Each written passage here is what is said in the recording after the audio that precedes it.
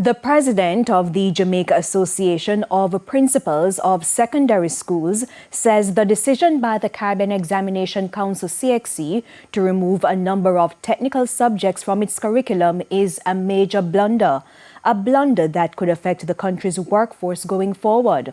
Due to low enrollment, green engineering, agricultural sciences, as well as mechanical, electrical, and electronic engineering will no longer be offered.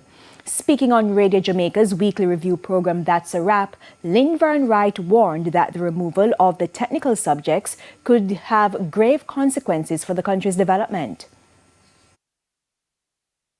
If we listen, for example, to the Prime Minister over the last year or two, you will learn that STEM education is something that's going to be a priority of the government. You'll learn that we are short of construction workers. You'll learn that we are short of people in those particular areas. I don't know that any society ever is going to have many persons doing those areas if it is that you don't really make the kind of preparations within the schools in terms of the equipment to do these things. So I hear CXC saying that there are not enough students. We don't know the numbers because I have spoken to principals and many of them are saying we have students who are doing electricity and electronics. We have students who are doing agricultural science. And what we are really shocked about is that a subject like agricultural science, a subject like art, a subject like electricity and electronics, we really are allowing the examining body to decide whether or not to do it. That's not how curriculum works. It's really not the examining body that should be determining things. It's what we have as needs as a country and what we see as needs as a school that really ought to be doing that. So we think this is a wrong approach to the whole thing.